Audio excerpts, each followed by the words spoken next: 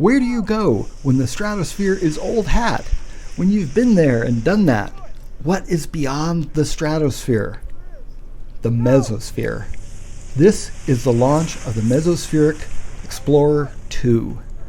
The Mesospheric Explorer series goes where many pass through, but few stop and look. That's the region of the sky above 160,000 feet. The Extreme Light Vehicle is launched under two large underinflated kaymont 4,000 grams balloons to give it maximum altitude. The vehicle carries 14 sensors, 2 telemetry systems, 4 cameras, a beacon, and 20 student PongSat experiments. We meter the helium going into the balloon for a precise fill that is required for extreme altitude flights. By launching from giant bags, we have greater control over the entire launch sequence. Each mission is higher than the next.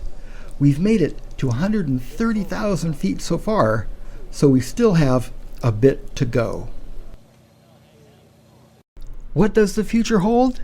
Here is the concept of the Mesospheric Explorer 6 with a winged return vehicle. This bad sketch is of the Mesolab.